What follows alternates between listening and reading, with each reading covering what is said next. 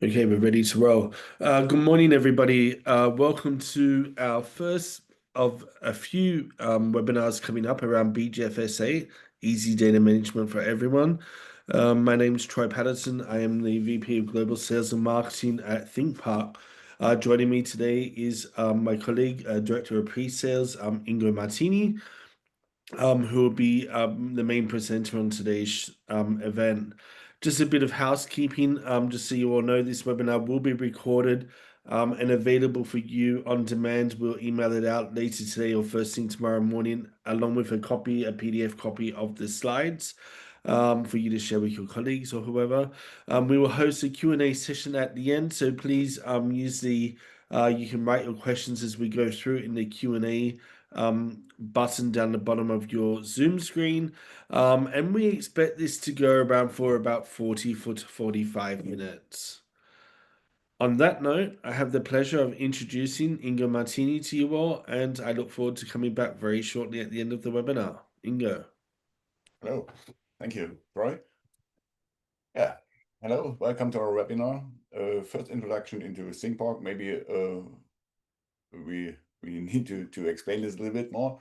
BeeGFS is our product. BeeGFS is well-known file system, and ThinkPark is the company behind BeeGFS. So the company is a spin-off of a scientific institute in Germany, Fraunhofer Center, and is established since 2014. And we do the development, support, consulting service, I would say, commercial service on BeeGFS. And we do this globally for our customers.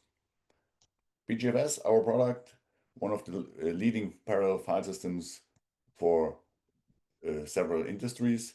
We are working in different verticals. So we do have customers in high-performance computing mainly, but we also have customers in media entertainment. There is a special partner network doing special setups there. We have a lot of customers in the AI deep learning space, but also life science, bioinformatic, and oil and gas are verticals where we are active and where we have large installations. One of the big benefits, and this was customer reflect to us or feedback us to us, is that we are hardware agnostic. So we're running off more or less all kind of hardware that you can use. If you like, you can also install it on a Raspberry Pi, but you can also use a high performance NVMe based server.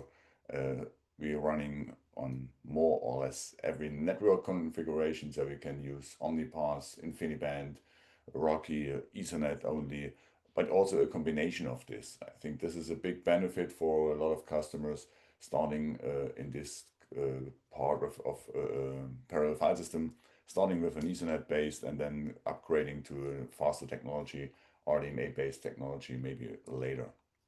There are two versions of the BeeGFS software. That's a self-supported community edition and one that had for enterprise customers commercial support and installation services for this.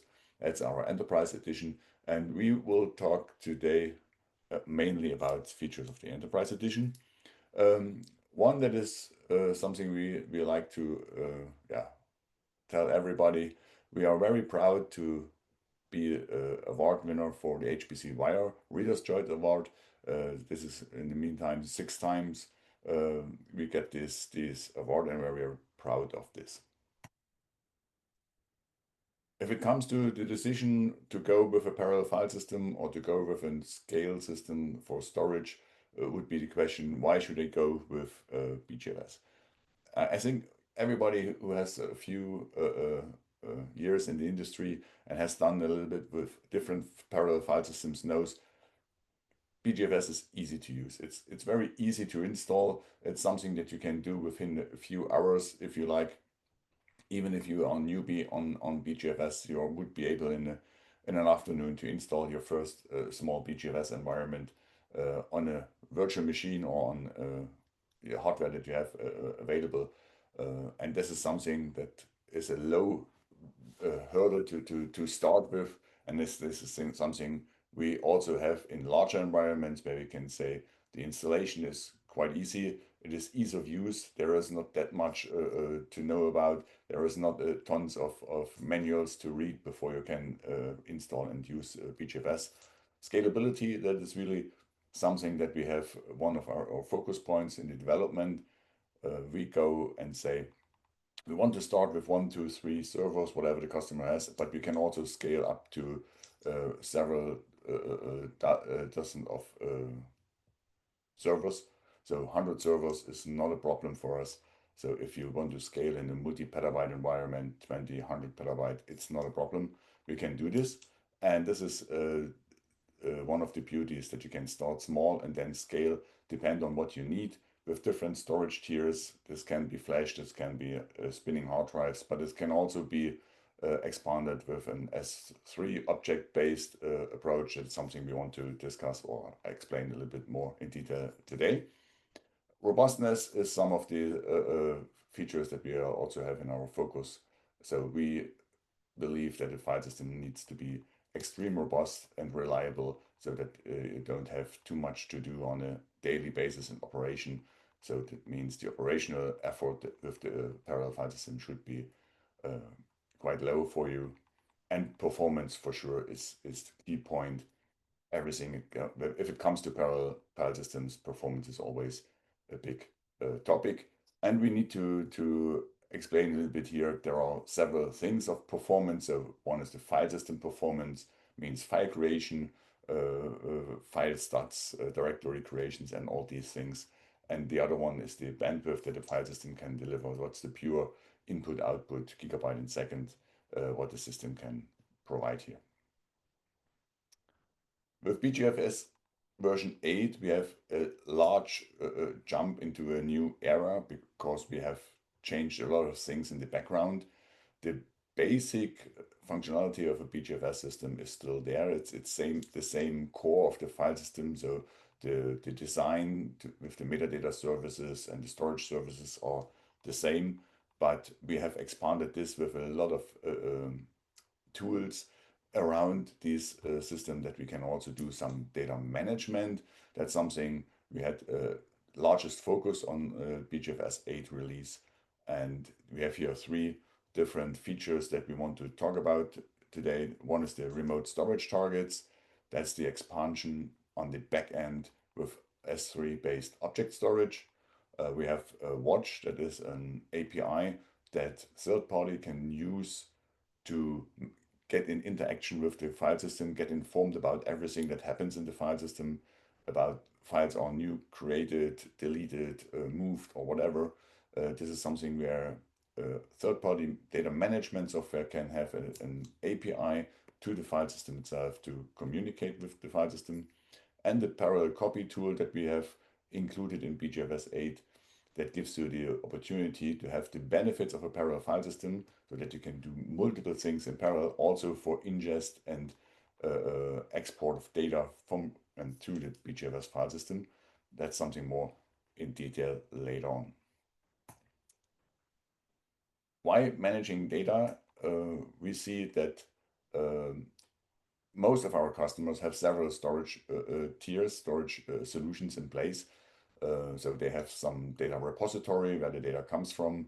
They have some archive data. They have also combined data that users bring in and want to share or want to use on the HPC cluster for this. And that's why we need to manage, move data around to the Scratch file system, to the compute nodes. And therefore we have created a small ecosystem where we have different tools to move data around. Starting with copy tool, it's a parallel copy. That means we can use multiple servers at the same time and create multiple streams from the file system to a repository, or from a repository to the Scratch file system, in and out. Most of our customers doing this today with some scripted rsync single thread based solutions.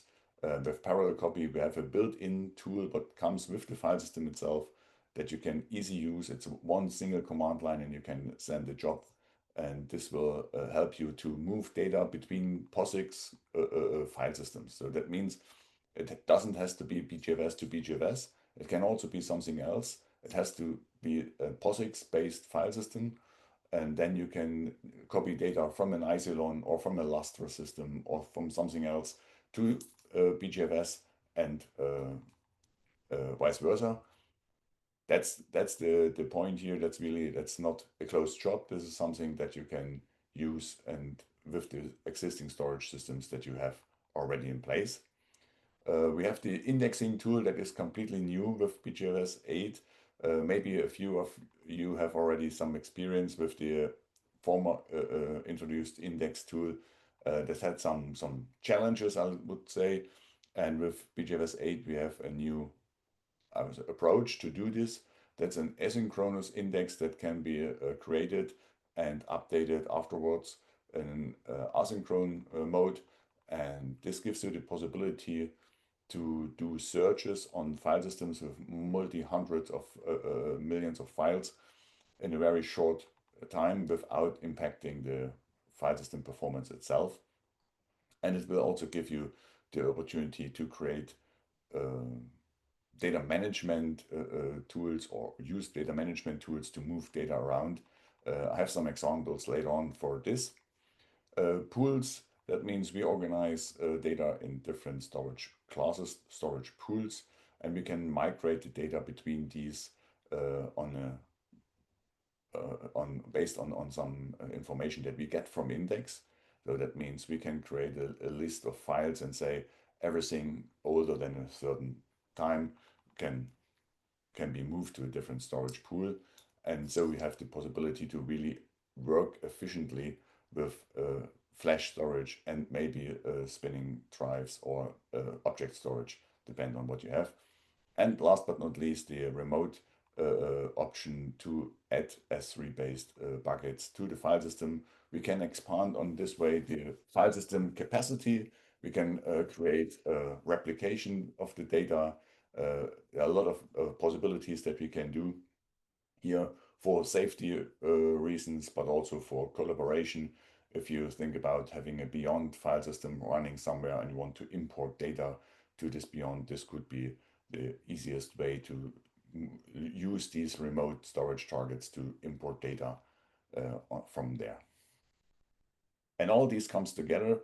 A few of these solutions are available before, but now we have some kind of bring this everything together in one management tool. Everything is managed by a single BeeGFS command, and this gives you the option to do things much faster and easier. If we talk about the remote storage targets, this is a feature that we introduced in BeeGFS 8, and this will give us the opportunity to expand the file system on the back end. So if we're talking here S3, we're talking always about the back end. That means we can implement S3 based object storage systems on-premise or in the cloud, no difference here. And then we can use this capacity to move data, to replicate data, and also do some stub files on our BeeGFS file system. So to empty our file system, but leaving some stub files here to do better use of our capacities on the Scratch file system. So we don't need a 100 petabyte NVMe solution if we only operate on 2 or 3 petabyte NVMe data. And that's why we can expand this. I have an example for this also. Right now, this is built in a way where we can utilize multiple clients to move data from and to a S3 bucket at the same time. Here's the same idea like we have it with BeeGFS copy. We want to leverage the benefits of a parallel file system so that you can do stuff on a very high bandwidth and shorten the time that you need to ingest your data or export your data to something else.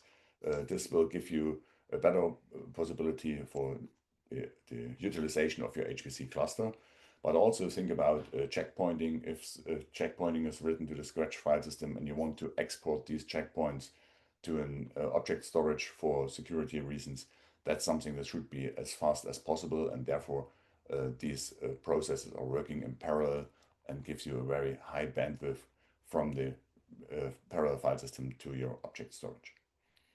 BeeGFS copy, it's was the main goal here was to keep it simple from a user perspective. So what we do here, we have also the possibility to move data between POSIX file systems, BeeGFS, and something else. And here's also the idea to have a single command where you can say utilize multiple clients at the same time, splitting a job into multiple chunks, and send these jobs to some worker nodes, and they move the data from A to B. The idea is really to have a single command, not writing scripts and using MPI or third-party tools to distribute jobs over several servers. All this is included in BeeGFS, so there is no additional software needed to do this kind of stuff, and that's why I think that's a huge benefit for most of our customers if they like to import export data from the file system. And there's also an incremental update available so that you can say I do a copy and then after a few minutes maybe I do an incremental for this, so to also be sure that new files are also replicated or copied to something, to a different file system. And as mentioned before, also the BeeGFS indexing tool, that's completely new. So there is a complete new approach to do this. Right now, we can do the BeeGFS index in a dedicated storage area, or we can include it in the file system itself. I think the beauty of having it inside the file system so that everybody can access, every client can access it very easily, because it's the same file level structure than the file system itself. But you can also do this on an external storage and search there. So this will lower the impact on the file system itself. And you can have there some management tools to do this index. If we start here with the parallel copy, it's the approach was keep it simple and make it as easy as a simple copy command from Linux.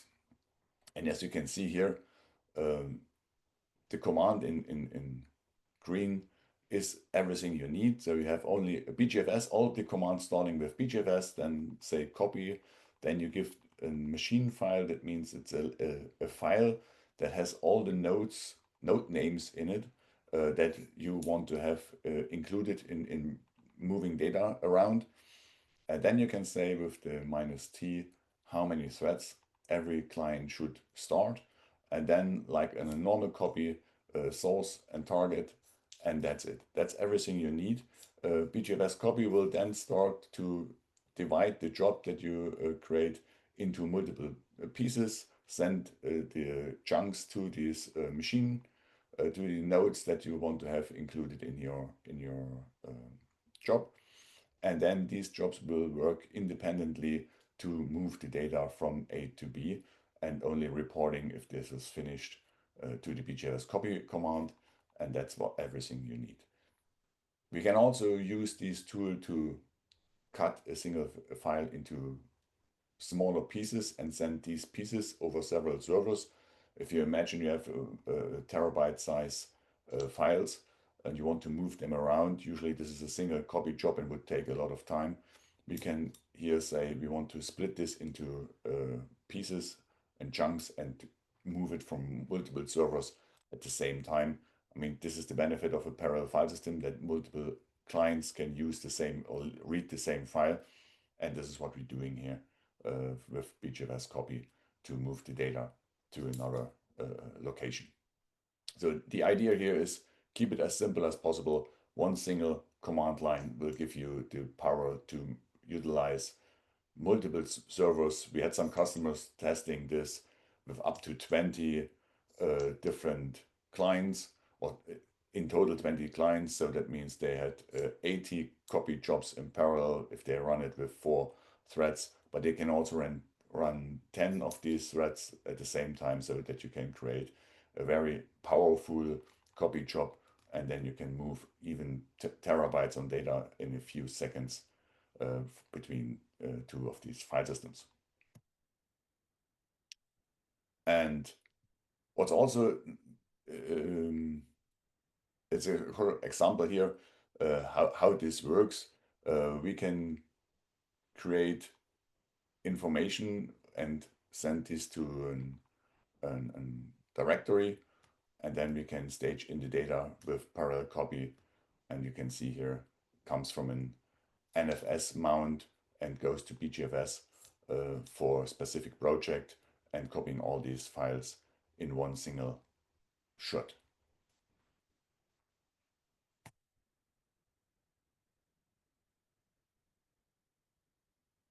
What you here see is the upgrade, the incremental of the copy job. So even if you have done this and you create new files in your NFS-based project folders, then you can run an incremental update job with copy and doing the same and only copying the list, the files with the differences. So this is something we have included here also, so that you don't need to go through all the directories and see what's new. That's only as a minus minus list diff, and then the system will recognize only the new files and copy to the new destination. That's something that's included here. And this gives you also the power to do this on file systems with a very large number of files. So you don't have to go to all the directories and search for it. So this is something that the BeeGFS copy command has already included and is easy to use.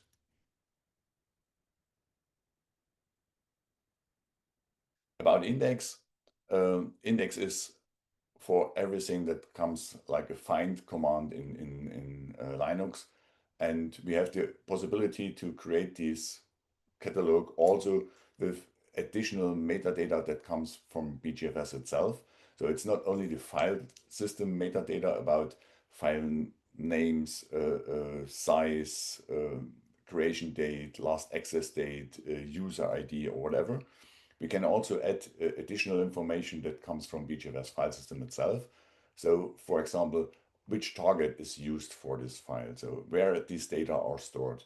And this gives us the possibility to think about migration strategies, to say, I want to empty an outdated storage target and want to move the data somewhere else. So what I need to know is which files have some of their chunks on this specific target.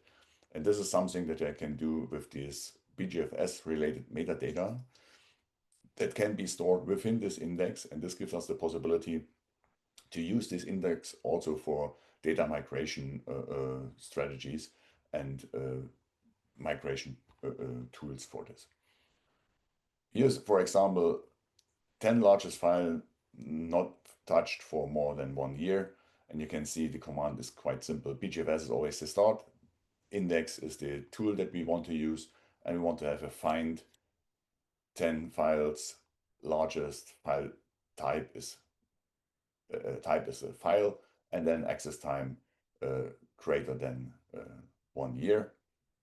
And this gives you a complete list of these files, and then you can put these output into an, I would say, command and move these data to an archive. You can see this on the bottom here. You can pipe the output from the index to the copy tool, and then these will be moved, the 10 largest files not touched for 1 year, to an archive directory.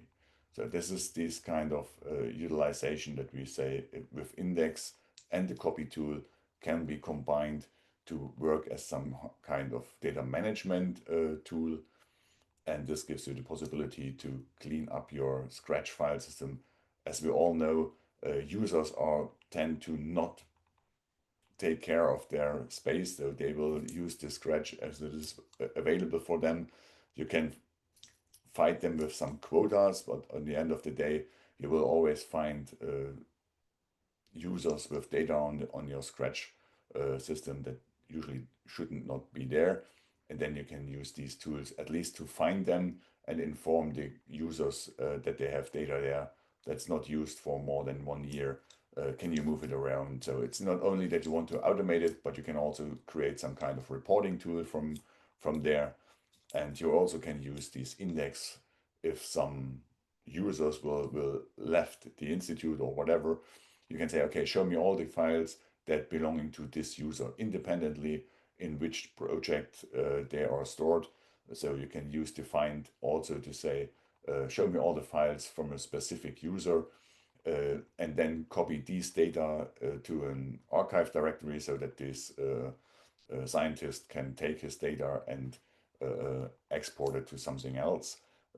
This is sometimes challenging if you have such a large system, and if someone works over several years on different projects to find this information. This is something that you can easily do with the new indexing tool here.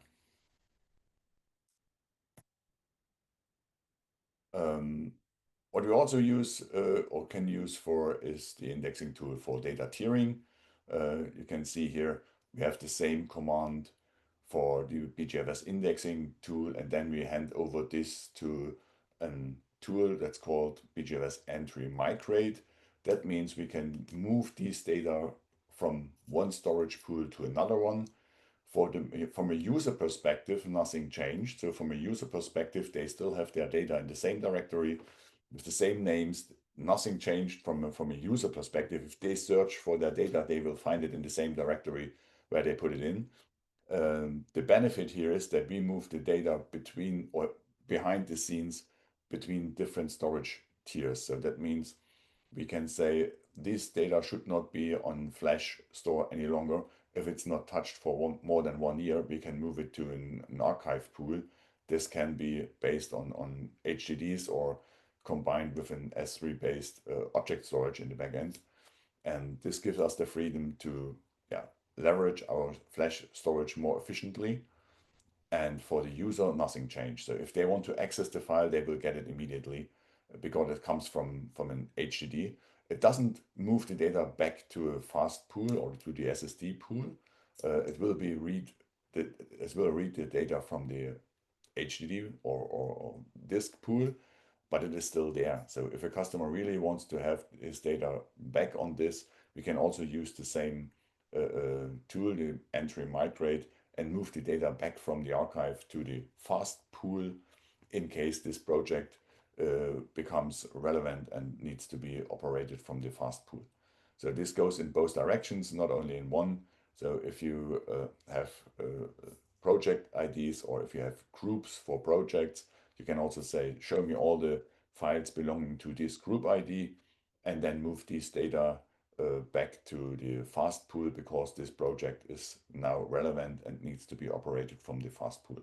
So for this kind of data management functionality, we have this index and also the BeeGFS migrate tool that is new with BeeGFS 8.1. And this helps you really on your daily business to manage the data and also migrate data between different tiers, but also between different storage targets.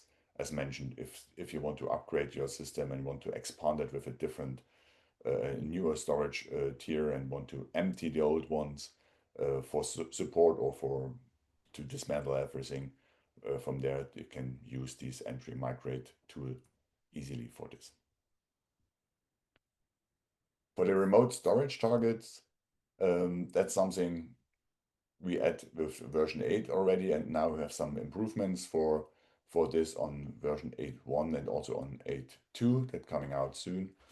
And what you can see here, we can use this to pull and push data from the S3 bucket into BeeGFS and vice versa. What we have here, we configure the remote targets.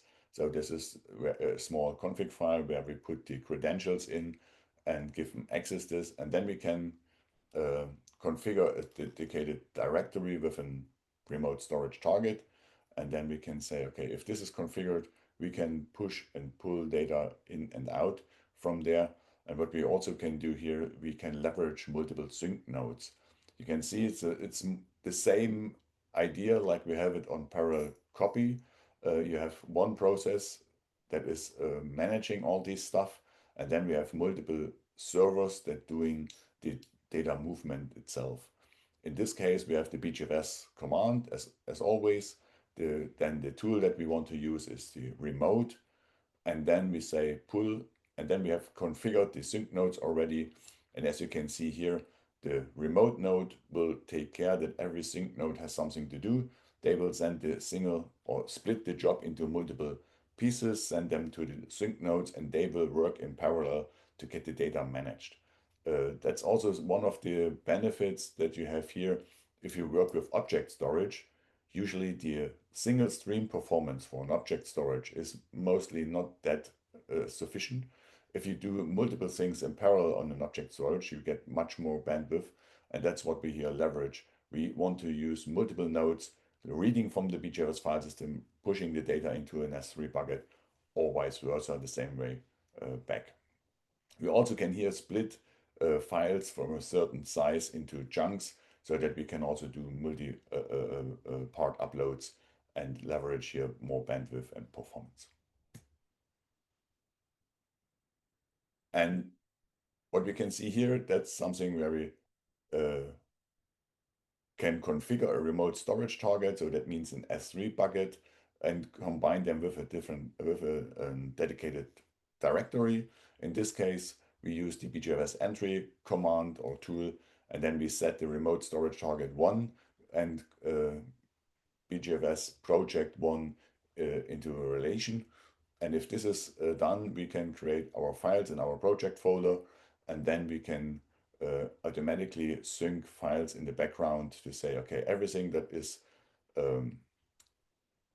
copied or created in the project 1 folder will be automatically inherit the attribute that this belongs to project 01 in the cloud storage. And then we only have to say remote push data from this BeeGFS file system, and then the system will check, okay, are there files that belonging to an object storage, and then we will move these data or copy these data, not move, copy these data from our BeeGFS project folder to an object storage, in this case AWS. And with this relation, you have the possibility to do some collaboration with other institutes or with different project groups in-house to say we have a large object storage, we have some project data there in different S3 buckets, and then we can create this relationship between a directory in BeeGFS and one of these buckets, and then we can move data between these two storage systems.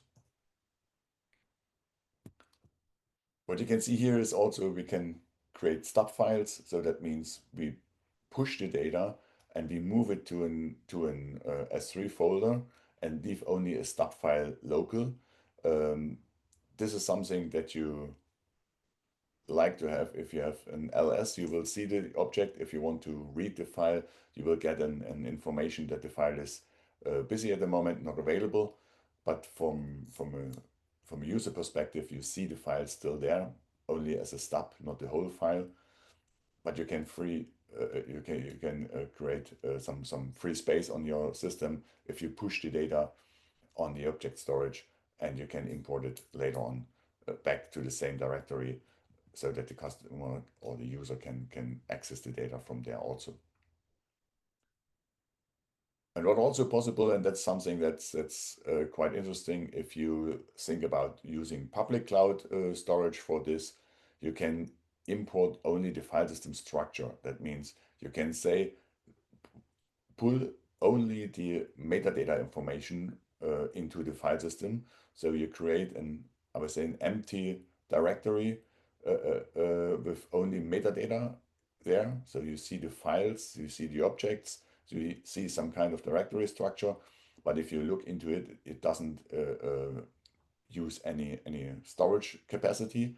You only see the structure, and then you can pull only the data that you really need for your job. So if you have a large bucket, you can import this information, a listing of the bucket, and then import only the files that you really like to have.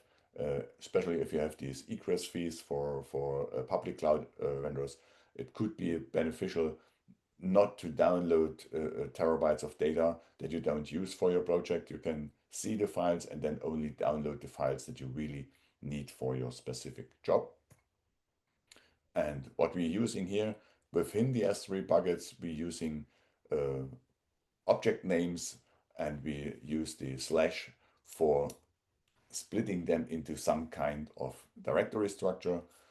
As object storage have a flat namespace, there is no directory uh, um, um, in a structure in object storage, but we can, I would say, simulate this as we use object names based on path information, and the slash will be used to create this kind of virtual directory structure here.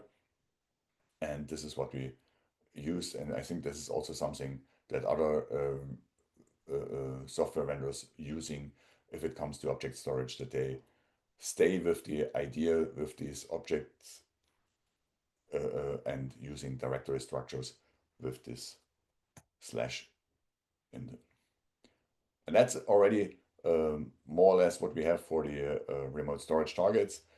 A short outlook into version 8, 8.2 that will come soon. I think we expect this within the next weeks.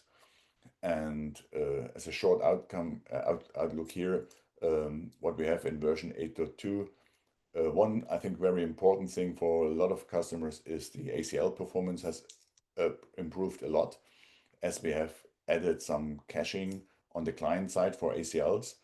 This gives, especially with a lot of small files where a lot of metadata information will be shared, this can help with the performance extreme. We saw there really impressive numbers from a performance perspective for jobs that creating or reading a lot of small files with ACLs enabled. This can be much better if you have a caching enabled. Right now, the caching is from a standard, is switched off. You need to enable this on a client base because there's also some kind of yeah, challenge with this. Everything you do on a local caching is some kind of challenging for a parallel file system, because if you update something, it always needs to be sure that this update is also shared with the other clients. That's why you can, standard is it is switched off, but if you have a specific application that needs this kind of, or that benefits from caching, it could be that it is a big jump from a performance perspective. Specialties, machine learning or Python scripts that creating or reading thousands of files for a single job, they can benefit from the caching algorithm. Another thing that comes with 8.2 is the background data rebalancing. This gives us the possibility to balance data chunks between targets and not moving a full file, only moving the chunks that belongs to a specific target. As mentioned before, we have this migrate tool where you can say, I want to free up some targets on my storage. But in the past, we had to move the full file on all targets to a new one. And now we can say we want to only move the chunks between these targets for migration or rebalancing. If you add some new storage and you want to rebalance your storage, this can be used for this. Another one that's important for a lot of customers is IPv6 support for all components. So with 8.2, you are able to run the system completely with IPv6. The system has the possibility also run in with both protocols. So if v6 and v4 is configured, the system will use v4 as a standard and then going to v6 if v4 is not available. So this gives us also the benefit of migrating data or migrating systems from an IPv4 configuration to an v6 configuration without doing a complete redo of the BeeGFS installation, because you can add IPv6 support step by step, and if everything is on v6, you can switch over. That's something really that where customers had asked for to be ready for IPv6. This comes now with 8.2. Another big thing that is new to BeeGFS is SE Linux support. You will find it on our website. We always recommend to switch off SE Linux because it comes with a lot of challenges. It doesn't mean that it doesn't work, but a lot of challenges with this. And this is something we have addressed now. We have some setups for this, and we have also some explanation and some documentation how to do this and how you can use SE Linux on BeeGFS systems. I think especially for public customers, this becomes more and more critical as they have some guidelines how to do this, and they have to switch on SE Linux. And this is now supported with 8.2. And also a few improvements on our CTL tool. So as I mentioned, it's always BeeGFS as the name of the tool, and then we have added some functionality in the entry info for the migrate, for the health check, for the remote storage target status push and pull, and also some improvements on the file system check that we can do. There's still a new or a feature available that you can delete often junk files if needed. And this is something we had in the past, and then we removed it because of some challenges and maybe some misunderstanding in our documentation and customers. There was a potential for deleting the wrong files, but this is now sorted, and that's why we bring it back into the file system check tool itself. And something that customers are very often ask us, and we see in support a lot of questions in this area is we have now a new test metrics for kernel versions, OFET and Docker versions, what we have really tested. In the past, we had only mentioned we have tested with Ubuntu 24.04 or with Red Hat 8. And now we're going with the kernel version directly because sometimes, even if you stay with the same distribution release, the kernel version is different, and then you have also different, I would say, dependency to the OFET or Docker drivers. That is something where we have now a better overview of what we have tested and what it's running. It doesn't mean that other combinations not working, but we want to show you what we have tested so that you have a guideline and you can see, okay, if I do a kernel update, is this tested already, or is this something that's not working right now? And with this, I hand over to Troy. Cool. Thanks, Ingo, and thank you for the update. It's very exciting. As many of you know, we launched BeeGFS 8 mid-May, just before ISC. And we're getting ready for version 8.2 to come out very, very shortly. I just want to backtrack to something that Ingo mentioned earlier on in the presentation about our community version versus our enterprise version. Um, we announced this earlier this year with BeeGFS 8 Enterprise Hive Edition. So all the new features and functions that we put in BeeGFS 8 and onwards are part of our Enterprise Hive, BeeGFS Hive Enterprise package, as you can see here. Our community version is still available. Obviously, with access control list, monitoring tool, and the community mailing list, plus the general Scratch file system. But all of the key features you can see there on the Enterprise Hive, uh, uh, I guess, license. Now, one thing that we did launch with BeeGFS 8 is it will now come, the enterprise features will now come with a license key. And you can, the great thing is you can actually download and test the BeeGFS 8 features enterprise for 60 days off our website. And we also have on the enterprise page on beegfs.io all of these this matrix set up with highlighting all of the features along with our professional services, which we've expanded a bit in the past, I would say 12 months, which is led by Ingo's team. And also all of our upcoming training for the rest of this year based around BeeGFS 8. Next slide. As I said, if you need to know more information about BeeGFS 8 or BeeGFS in general, please contact the sales team at sales@thinkpart.com. We welcome you, as I mentioned, to download a 60-day trial version of BeeGFS. Our complete partner list is actually listed on the ThinkPark website should you wish to look at further information about purchasing BeeGFS. As you know, we sell through our partner network. And I just wanted to highlight the BeeGFS user group bug, which is on in St. Louis, the day opening of supercomputing on the 17th of November. We have opened the registration and the agenda is on the BeeGFS website. We'll email more information to you about that, um, along with the recording of this video. Before we get into Q&A, I just want to talk about some upcoming events we have outside of Bug. As I said at the start, this BeeGFS 8 webinar series is stage one of an upcoming few. The next time in October, we'll go a bit deeper on the webinar side um, with BeeGFS 8, as well in November. We'll be unlocking the remote storage targets on October the 16th, accelerating data movement with copy on November the 12th, and the series will end in January with harnessing BeeGFS for NVMe high performance storage for AI workloads.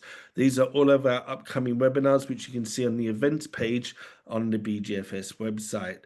Other live events we're doing next month will be at GITEX in Dubai. Obviously, we'll be at supercomputing with a massive presence this year. As you all know, we co-share our booth with the Fraunhofer Institute, the BeeGFS user group, CI UK in Manchester in December. We have also just signed up today for our friends in India as a sponsor of the CDAC supercomputing launch show happening in the second week of December as well.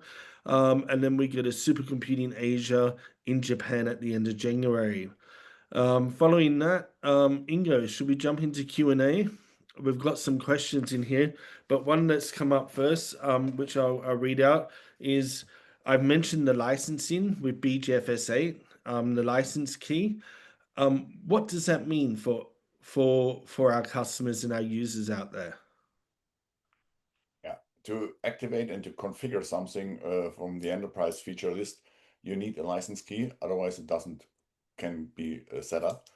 And if the system is running and the license is valid, everything is fine. If the license expired, as this is a certificate that has an expiration date, if the license expired, then the system behaves like before. So all the features are running, nothing is switched off. The only thing is you can't change anything on the configuration. So if you set quotas, that's fine. If you set an HA system, that's fine. Everything is still accessible. The client can access the data. Everything is running. There is no drop in features or something like this. The only thing you can't reconfigure something without a valid license. So because this is some fear that customers have from time to time, say, okay, what happens if I struggling with a support renewal because the order process is too long or whatever. Uh, there is no risk for your data. The data is still available. You always can access your data, but you can't change anything related to an enterprise feature because the configuration tool will no longer work on this. Okay, great. And anyone needs any further information, please reach out to the sales team for that or Ingo and myself directly. Some other questions we have coming in, Ingo. Will changes in Linux 6.18 affect BeeGFS? Sorry, can you please repeat? Will changes in Linux 6.18 affect BeeGFS? You may not be able to answer that one directly now. Yeah, that's I think six. It's the kernel version that is mentioned here. Um, that's something we are not 100% sure because we always see this only if it comes out.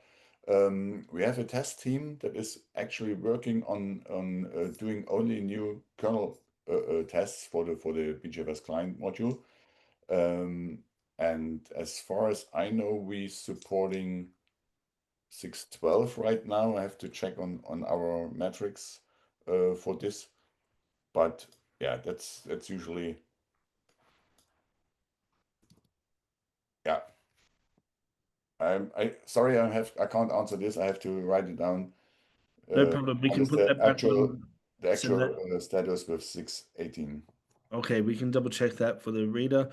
This one came in as you're talking about copy. Does it support LTO library in cool tiers or archive tier? the point is we talking with the remote storage targets or with copy with a POSIX file system. So LTO is a file system. There would be a way to use LTFS on an LTO tape to move data on it, but that's not tested, to be honest. I know LTO can be mounted as an LTFS, as a linear tape file system on this, but I haven't heard that someone has tested this as a target for BeeGFS copy. Okay. I Does offloading files with RST to S3 always leave stub files, or is it configurable? You can configure this if you want to have stub files or not. Usually Okay. you do a copy, or you can say move it and leave stub files. But you can also say I want to move it completely. So if you like. Okay. This one's a bit long, so maybe I need to break it up. BGF's co is this BGFS copy will slow down the running jobs? What is the best practice recommendation to run BGFS copy? What are the factors needed to be considered during copying of terabytes or petabytes of data? Okay. The copy process is based on a client that mounts the BeeGFS file system. If these nodes that doing the parallel copy job, if these nodes have doing their job, they will eat some of the performance of the file system. Right now, right now there is no quality of service to prioritize, I would say, a compute node over the copy node. At the moment, they are all equal, and there is no, I would say, balancing to say we have some quality of service that copy comes first or second compared to the compute nodes. So that means if your clients they're doing the parallel copy job, if they eat 20, 25 gigabyte a second or 100 gigabyte a second from the overall performance, this is something that you lose from the compute nodes right now. So there is no quality of service included here right now, but this is something we want to see if this is something that really is it's necessary, it's a requirement, then let us know. At the moment, we investigate a little bit. The goal was to do this parallel copy as fast as possible, and we had some tests where customers are able to completely saturate their source or target system with the parallel copy job with all the performance that the system can deliver. So because it's built to be as fast as possible right now. If there is a requirement to say we want to have a BeeGFS copy, somehow a quality of service, the easiest way would be to shrink the number of parallel copy jobs per node and also to lower the number of nodes that are included in this parallel copy so that you can shrink it if you like to a single copy job. Makes no sense, but it would be possible to do this, only having one node and one single thread to do the copy job and then expanding step by step until you see some impact on your running jobs. That would be our approach to say, let's start with 2 or 4 parallel servers with a single or 2 jobs at the same time, see how this behaves, how fast it goes, and see if this has already an impact on your daily, I would say, compute jobs or on your running jobs that you have. And if not, you can expand this number of parallel jobs and number of nodes step by step to a point where you can say, okay, now I have the optimum between not having impact on our daily operations, but getting fast enough data in and out from there. Okay, great. We're being tested today, Ingo. We've got some more questions coming up. So, is tiering in multiple BGFS file systems possible? Auto data retention. Does it work in BGFS?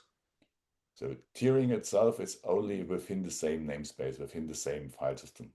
As from tiering itself has from a user perspective, nothing changed. The data is still in the same directory, same position to find if they search for it. If you want to move data between different BeeGFS file systems, you should think about parallel copy to move data from one BeeGFS file system into another one. That's not really a tiering, that's more a copy job. But tiering is only within the same file system, within the same namespace. And here we can create different storage pools, for example, for flash storage and for HDDs, and move this data between these tiers. That's the migrate process that we have, the tiering inside the file system itself.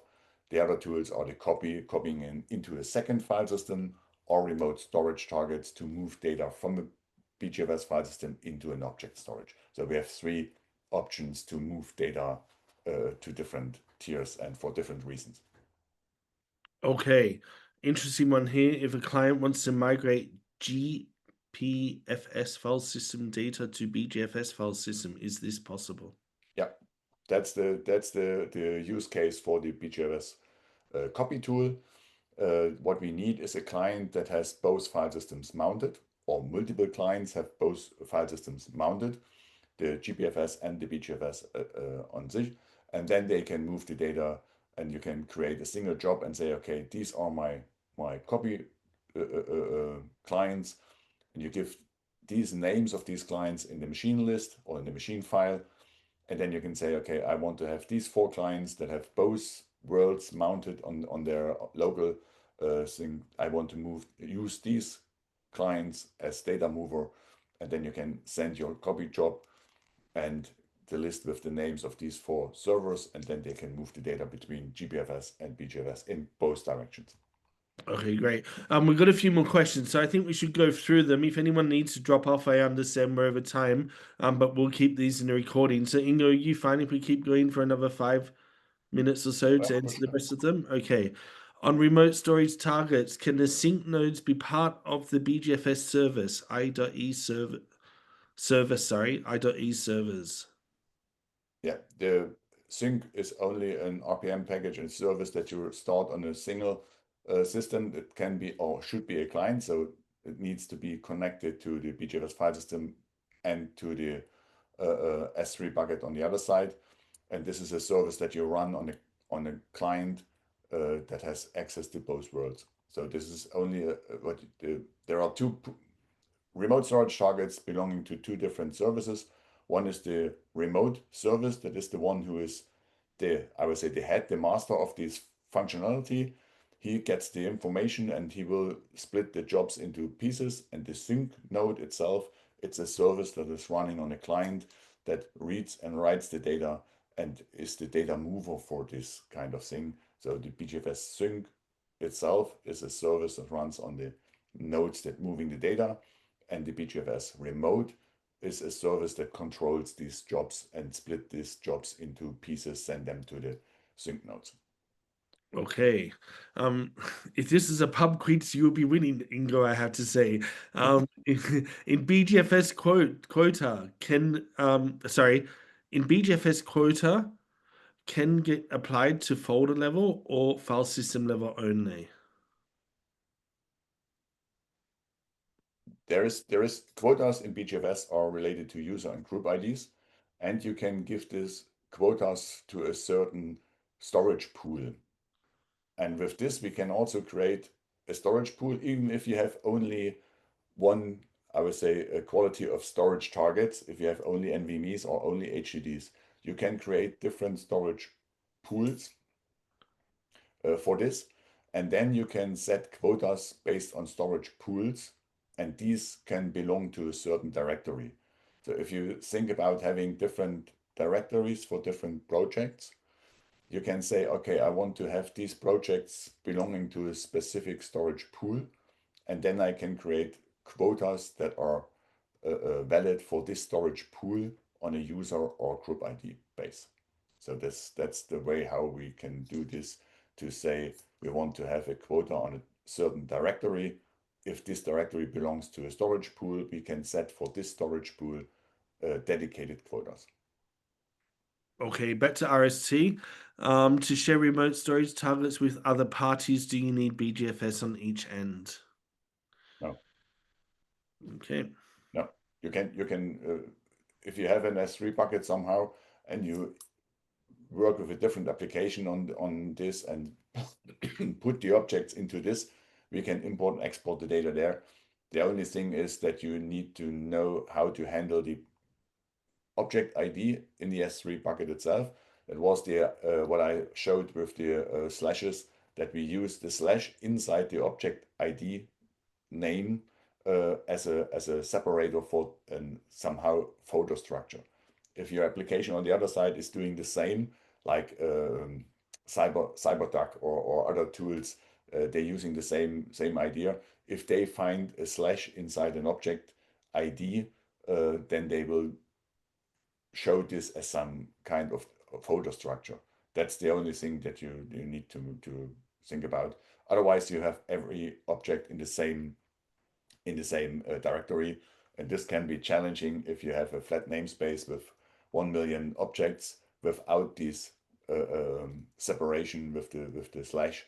Then you have a thing in BeeGFS. It would look like a single directory with 1 million entries. And this is always not a good idea for every POSIX file system. Okay, this one here you may need to check. It's about packages again. Will there be packages of 8.10 for Debian 13 Trixie, or will we have to wait to 8.1, 8.2, any ETA?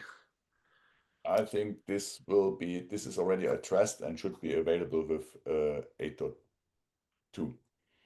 Yeah, Debian Trixie.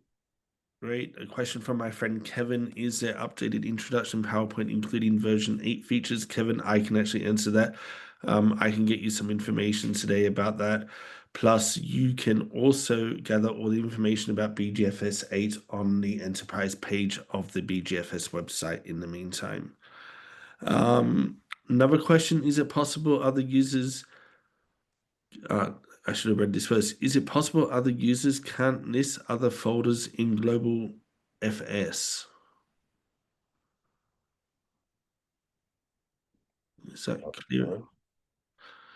Is it possible other users can't list other folders in global file systems? I'm assuming.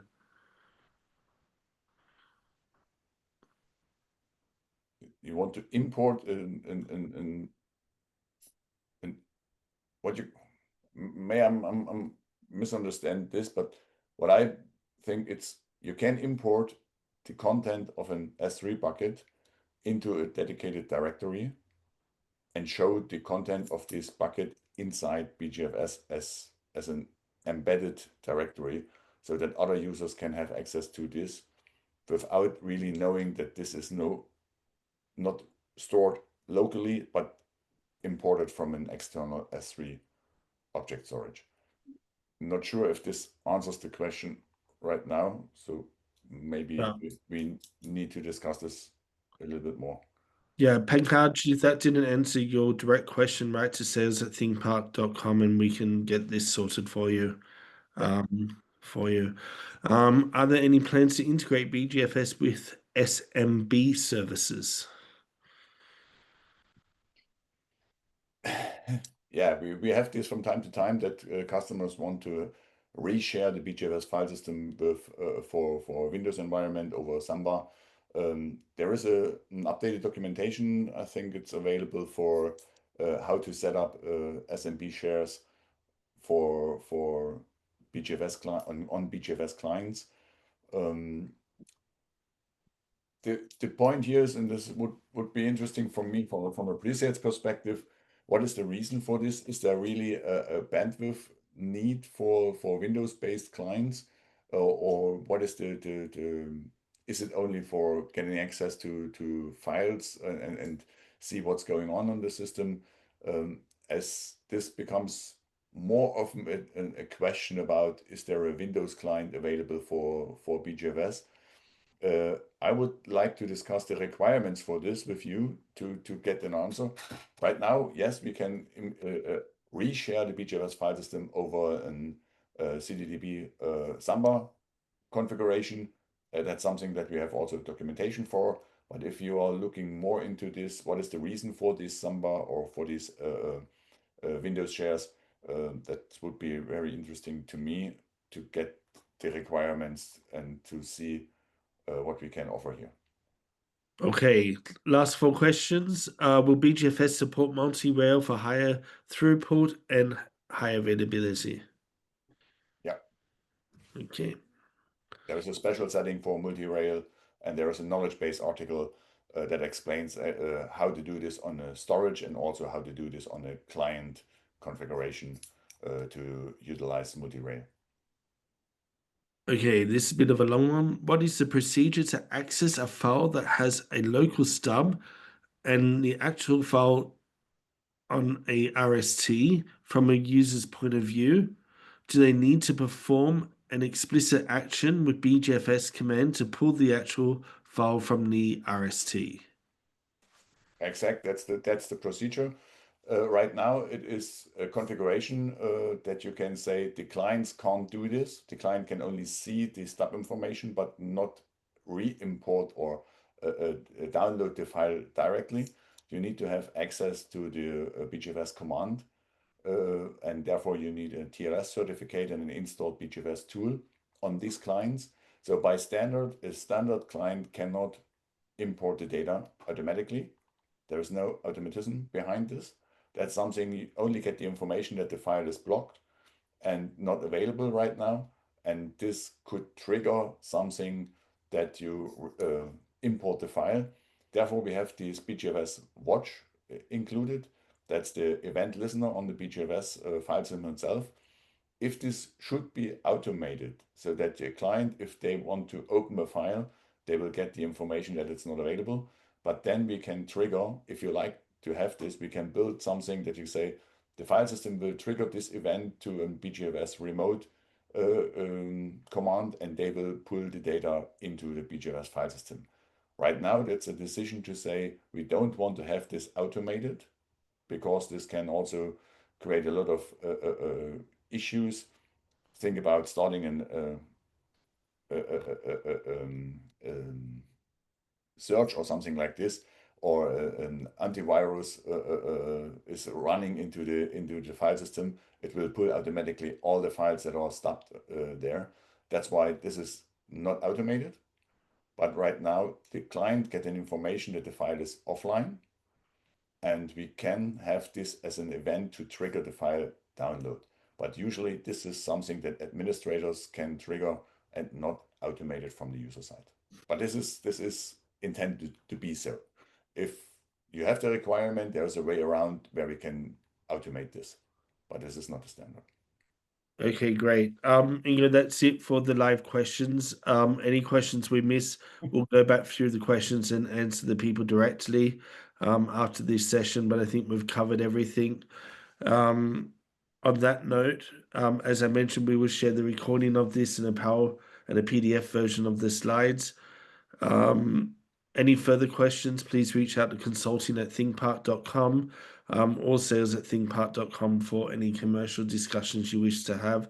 Ingo, thank you so much for your valuable time this morning on this call. Thank you to everybody for attending, and we look forward to seeing you at one of our next live events or upcoming webinars about BeeGFS 8. Have a good day. Thank you. Bye.